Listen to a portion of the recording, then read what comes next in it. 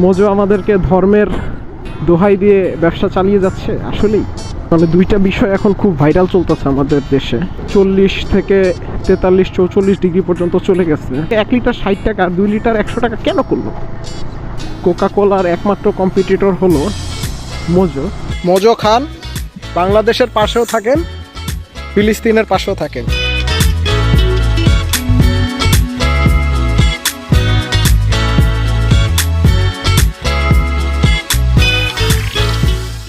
আসসালামু আলাইকুম।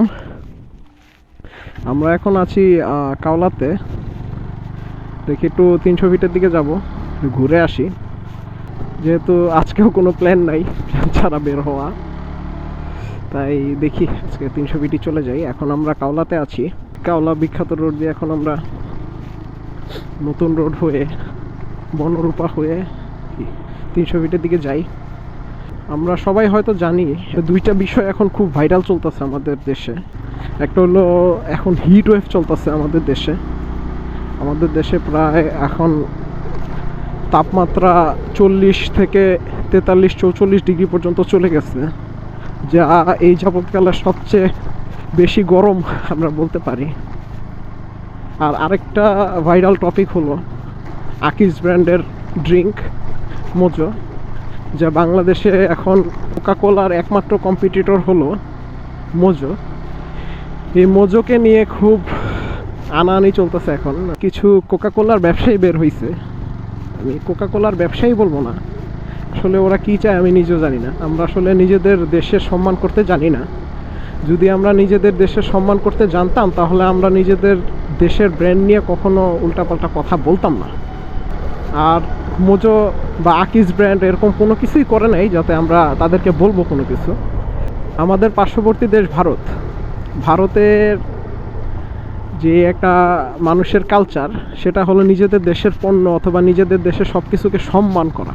তারাও খুব ভালো সম্মান করতে জানে, কারণ এই জন্যই তারা এখন নিজেদের দেশের এত উপরে নাম উঠাইতে পারছে। কিন্তু আমাদের দেশের নাম এখন উঠাইতে পারি না কেন জানেন? আমরা নিজেদের দেশের সম্মান করতে জানি না, নিজেদের দেশের পণ্যের সম্মান করতে জানি না।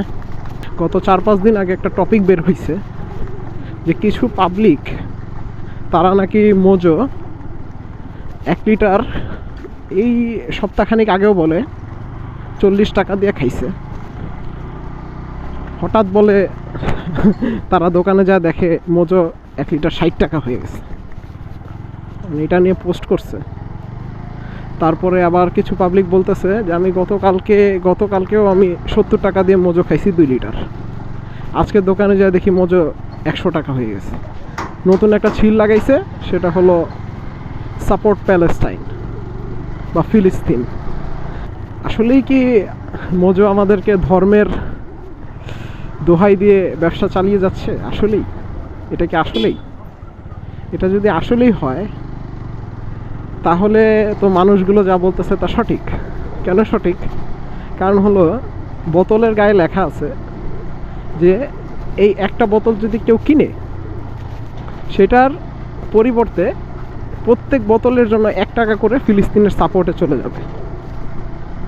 তাহলে এখানে 1 টাকা যদি যায়, তাহলে কেন 2 লিটার 80 টাকা ছিল আর 1 লিটার 40 টাকা ছিল, এখান থেকে 1 লিটার 60 টাকা আর 2 লিটার 100 টাকা কেন করলো? আমাদের প্রশ্ন হলো এটা। তো আসলে কি মোজো কোম্পানি আমাদের ধর্মের দোহাই দিয়ে ব্যবসা করে যাচ্ছে? আসলে এটা আমি ডিরেক্ট না বলবো। কেন? কারণ হলো আমি অনেক আগে থেকেই মোজো কোম্পানিকে পছন্দ করি। 2020 সালে মোজো 2 লিটার 60 টাকা ছিল। তখন থেকে 2022 সাল পর্যন্ত মোজো 2 লিটার 60 টাকাই ছিল। এরপরে 2022 সালের শেষের দিকে 10-15 দিনের জন্য মোজো 2 লিটার 70 টাকা করেছিল।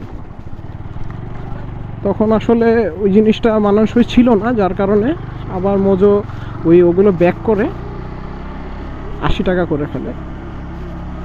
এরপর থেকে 2023 সালের জুলাই মাস পর্যন্ত মোজোর দাম 80 টাকাই ছিল। এরপরে আমরা সবাই জানি 2023-24 বাজেট দেয়, সেই বাজেটের কারণে সেই বাজেটের কারণে 2023 সালের জুলাই মাসে মোজো কোম্পানি তাদের 2 লিটার কোকের দাম 80 টাকা থেকে 100 টাকা করে, আর 1 লিটার কোকের দাম 40 টাকা থেকে 60 টাকা করে। এটা আমরা আপাতত যারা মোজো খাই তারা তো জানি, এটা আর তাদেরকে বলার মতো কিছুই নেই। যারা আসলে আমরা জানি না তাদেরকে আমরা বলতে চাচ্ছি যে শুধু শুধু এই টপিকটা নিয়ে আপনারা প্লিজ কথা বললেন না। কারণ হলো আমরা সবাই জানি যে কোকাকোলা কোম্পানি বাংলাদেশে এখন পুরাপুরি ডাউন, কোনোভাবেই তারা উঠতে পারতেছে না, যার কারণে তারা মোজো কোম্পানিকে ডাউন করার জন্য বিভিন্নভাবে বিভিন্ন দিক দিয়ে চেষ্টা চালিয়ে যাচ্ছে। আমরা প্লিজ এই টপিকটা নিয়ে আর কথা বাড়াতে চাচ্ছি না। আমরা আমাদের দেশের পণ্যই খাবো। এটা কে বললো যে মোজোর দাম বেড়ে গেছে তাই আমরা মোজো খাবো না? কি হচ্ছে আমাদের দেখার বিষয় না ভাই। আমরা যদি সফট ড্রিঙ্ক খাই তাহলে আমরা মোজো ছাড়া কিচ্ছু খাবো না, এটা আমাদের সোজা সাপটা কথা। যেইখানে চিনির দাম বেড়ে গেছে, বাজেট বেড়ে গেছে, বাজেটের কারণে লিটারে 10 থেকে 20 টাকা দাম বাড়াইছে, সেটাতে আপনাদের চোখ লেগে গেছে। হ্যাঁ, কিন্তু ওইখান দিয়ে একটা বিদেশি ব্র্যান্ড, হ্যাঁ, আমাদের জিম্মি করে 110 টাকার কোক 140 টাকা কইরা ফেলে। তখন আপনাদের জ্ঞান কই ছিল ভাই? তখন আপনাদের মনে পড়ে নাই কোনো কিছু?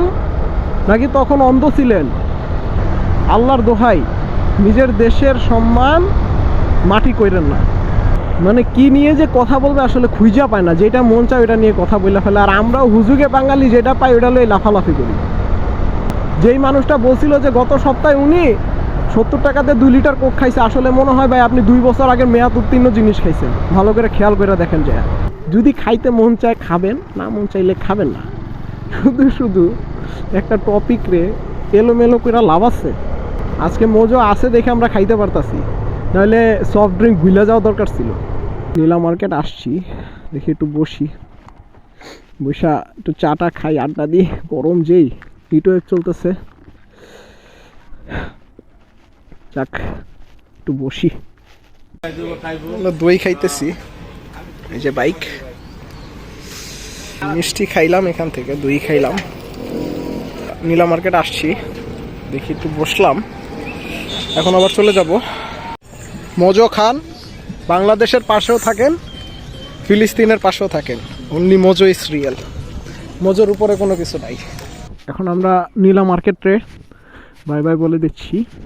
এখন আমরা যেই টপিকে কথা বলতেছিলাম, আসলে মোজোর যে বিষয়টা, আমরা বাঙালি, আমরা মোজোকেই ভালোবাসি। কিছুদিন আগে আমি দেখলাম একটা আফগানিস্তানের মতো একটা যুদ্ধ বিধ্বস্ত দেশে ওদের একটা নতুন ড্রিঙ্কস বের হইছে, আমাদের আনার বলি আমরা, মানে বেদেনা, যেটা বেদেনা দিয়ে ওনাদের একটা ড্রিঙ্কস বের হইছে।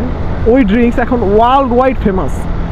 আফগানিস্তানের যেই বাজেট ছিল বা দেশের যে অবস্থা ছিল, এত খারাপ অবস্থা ছিল যে দেশে কোনো টাকা ছিল না।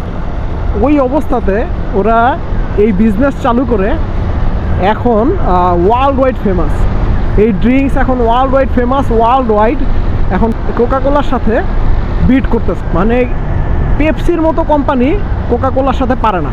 আর ওইদিকে নতুন ব্র্যান্ডের একটা, আমি নামটা মনে নাই, আমি স্ক্রিনে দিয়ে দিব, কোকাকোলারে কোনো ভ্যালুই দিতেছে না।